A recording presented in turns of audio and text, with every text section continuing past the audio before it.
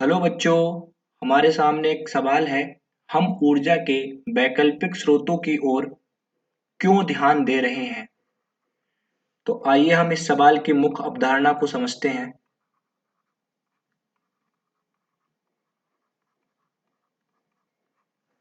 तो हमारे जो ऊर्जा स्रोत होते हैं जिनसे हमें ऊर्जा प्राप्त होती है, ये दो प्रकार के होते हैं। एक परंपरागत,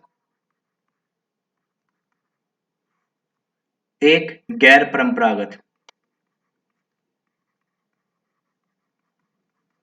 परंपरागत स्रोत वो हैं जिनका प्रयोग मनुष्य पुराने समय से ही करता चला आ रहा है, उनको हम परंपरागत स्रोत कहते हैं। जैसे कोयला, लकड़ी आदि।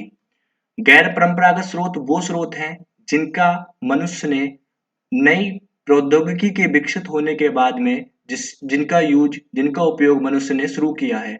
मतलब इनका उपयोग मनुष्य पुराने समय से नहीं करता चला आ रहा था, बल्कि अभी हाल ही के कुछ वर्षों में इनका प्रयोग मनुष्यों के द्वारा शुरू किया गया है। जैसे सौर ऊर्जा,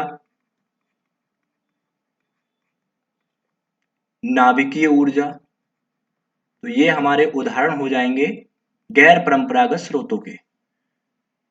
अब हम परंपरागत स्रोतों के बारे में थोड़ा सा और समझते हैं। परंपरागत स्रोत, इनको हम जीवाश्म ईंधन भी कहते हैं।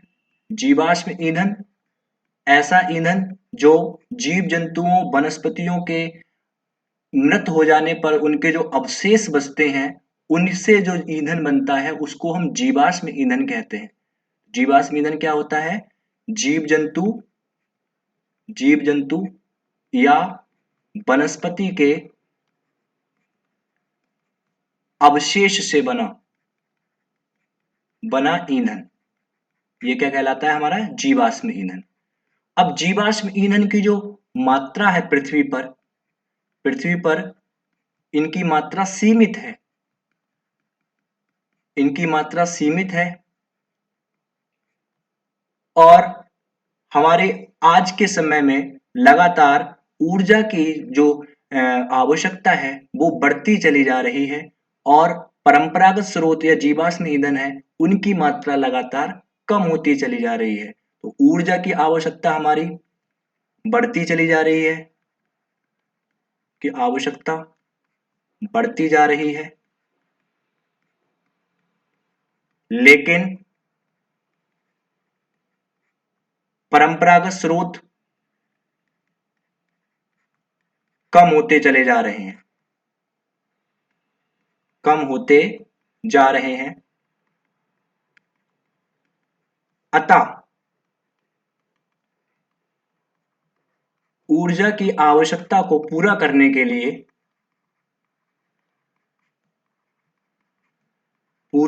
के लिए तथा जीवाश्म ईंधनों जीवाश्म ईंधनों को बचाने के लिए हमें गैर परंपरागत या वैकल्पिक ईंधन पर ध्यान देने की आवश्यकता है। ध्यान देने की आवश्यकता है। आशा करता हूं आपको उत्तर समझ में आया होगा। धन्यवाद।